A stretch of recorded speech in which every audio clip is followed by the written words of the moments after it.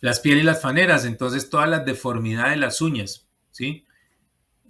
Onicogrifosis, las uñas curvas, las uñas involutas, las lesiones alrededor de las uñas, la resequedad de la piel, que lo hablábamos, que la resequedad de la piel termina siendo una consecuencia de la neuropatía, que lo vimos en la diapositiva anterior, ¿sí? La formación de los callos, todas estas son lesiones a las que tenemos que prenderle a una alarma, ¿sí? Una luz roja donde tenemos que estar evaluando permanentemente y hay que intervenir, ¿cierto? Si es simplemente hacer un deslaminado superficial y mirar que el paciente esté viniendo, sino que sobre esas lesiones tenemos que intervenir y tenemos que generar la alerta también en el paciente y en el resto del equipo multidisciplinar que pueda estar atendiendo a este paciente, porque a partir de ahí, sobre todo en esas lesiones de la piel, a partir de ahí aparecen las úlceras, se degeneran en úlceras. Entonces, si el paciente no siente bien, tiene poca circulación, tiene unos factores importantes de isquemia y además tiene, lo decíamos ahorita, la ceguera o pérdida de la visión, le pusimos un zapato apretado, tenía una piedra dentro del zapato y una herida, pero esa herida nadie la cuidó, nadie la curó, nadie la cubrió, pues entonces ese paciente nos va a desarrollar muy rápidamente, un pie, un pie diabético con todas las manifestaciones y todo ese gran abanico de lesiones que pudieran aparecer y nos llevan a las nefastas consecuencias de las que hemos venido a hablar. Entonces, sabemos ya el escenario, hemos tenido una buena introducción sobre este proceso y sobre el gran impacto a nivel mundial que puede estar generando. Tenemos claridad sobre qué significa y que la vamos a encontrar cada vez más en nuestra consulta, ¿cierto? De ese crecimiento que tiene a futuro. Tenemos claridad sobre ese diagnóstico, que es esa gran variedad de lesiones que pueden aparecer en el pie, con dos factores fundamentales. Una son las lesiones vasculares periféricas y las otras son las neuropatías o las lesiones neurológicas que nos van a llevar relacionados a través de unos factores de riesgo de alto y de muy alto impacto a un paciente que, si tiene alguna de estas causas ortopédicas, vasculares, neurológicas o de la piel, definitivamente nos desarrollará un pie diabético.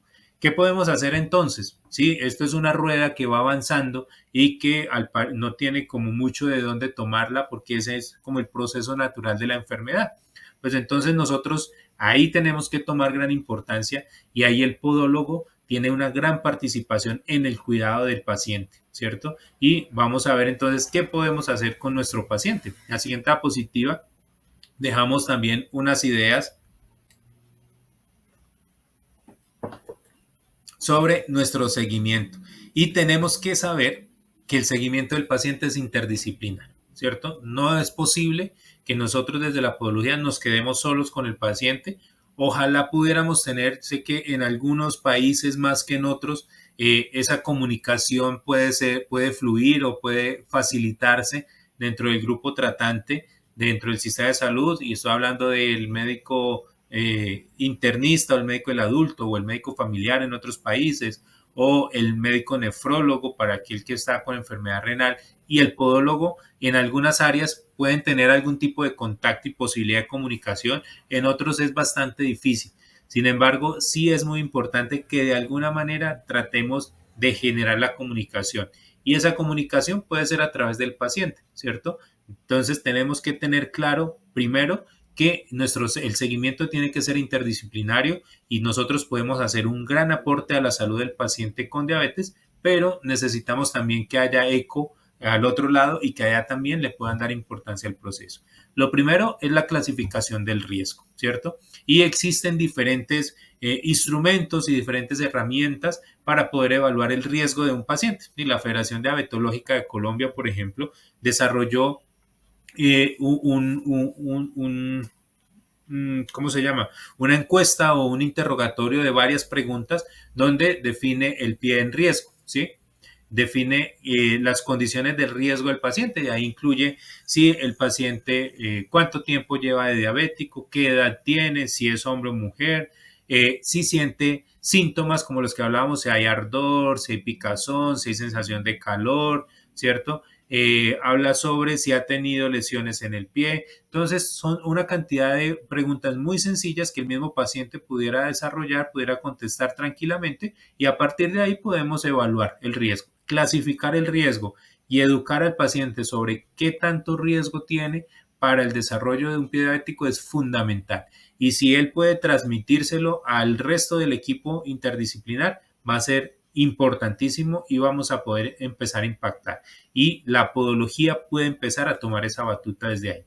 Segundo, la inspección de acuerdo con el riesgo, ¿cierto? Lo que decíamos al principio, lo mejor que podemos hacer por el paciente en cualquier escenario, en cualquier nivel de complejidad, desde la atención primaria hasta la atención muy compleja en salud, es quitarle los zapatos y evaluarle los pies. Entonces, hacer una inspección de acuerdo con el riesgo. Recordemos que nos llevamos una consigna, paciente diabético al menos una vez al año debe revisársele el pie. Y si él tiene un riesgo alto, pues entonces tenemos que empezar a intervenir. ¿Qué más tenemos que hacer dentro de este seguimiento? En la siguiente,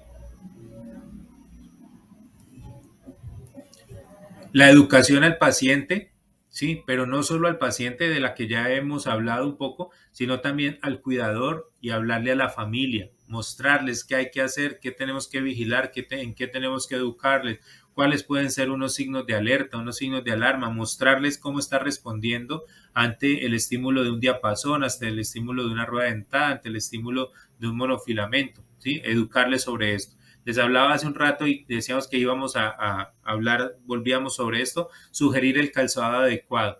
Tenemos que conocer el pie de nuestros pacientes y a partir de ahí tenemos que saber si el paciente va a necesitar unas plantillas, qué tipo de tela, si son zapatos de cuero, si van a ser zapatos destapados. Hay que preguntarle al paciente qué tantas chanclas utiliza, ¿sí? En Colombia, por lo menos, cuando evaluamos los pacientes, sobre todo las mujeres, muchas veces nuestras mujeres ancianas diabéticas muy frecuentemente encontramos que todo el día permanecen en chanclas, ¿cierto? En chanclas de playa, ¿cierto? De meter el dedo y tiene dos cuerditas ahí que medio le amarran el pie y sus zapatos y su pie, perdón, está completamente desprotegido todo el tiempo, expuesto a el polvo, a la suciedad, expuesto a contaminaciones, a que le caiga algo encima, a que le hiera fácilmente la piel algo, a que se le genere mayor resequedad. Entonces, todo eso, cuando uno empieza a hablarle al paciente sobre todo esto y de por qué es importante que se calce, que use unas medias adecuadas, que use unos zapatos adecuados, que esto casi que es una charla sola, hablar sobre el zapato para el diabético, ¿sí? Donde tiene que tener un buen soporte, tiene que ser un zapato ancho, de que miremos también la tela del zapato, de que le ayude a contener el pie, de que le ayude a mantener el arco plantar. Recordemos que existe una condición en el diabético que se llama el pie de Charcot, que es cuando por la lesión neurológica, por la lesión vascular o ambas, la mitad del pie, el medio pie, se vence, ¿sí? En su fuerza y entonces el arco plantar cae y eso genera todas unas alteraciones neurológicas, vasculares y posteriormente lesiones en la piel que nos van a afectar. Entonces tenemos que mantener la ergonomía del pie y cubrir y proteger muy bien el arco plantar y eso hay que saber orientar al paciente. Y finalmente tratar la patología no ulcerativa de esas causas de las que hablamos. El paciente tiene problemas ortopédicos, ¿sí? Tenemos una condición especial de su pie, pues entonces busquemos cómo proteger el arco plantar, miremos dónde tiene las hiperkeratosis, dónde tiene una zona de apoyo mayor y tratemos de intervenir sobre esas zonas de apoyo para que no se generen las callosidades. Tenemos unos dedos en garra, tenemos unos elomas interdigitales, pues empecemos a intervenir sobre cada uno de ellos y tratar la patología ulcerativa de podología desde nuestro quehacer y desde nuestro saber de manera muy oportuna y muy permanente, entendiendo que el trabajo es interdisciplinario y que podemos aportar.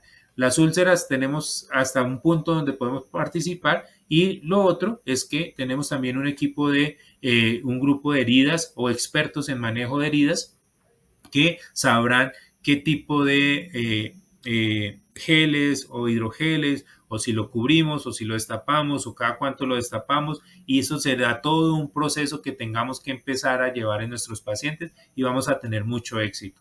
El éxito se va a dar en la medida en que podamos identificar el riesgo, clasificarlo muy bien, educarlo muy bien, darle el zapato adecuado y tratarlo de la mejor manera dentro de un grupo interdisciplinario.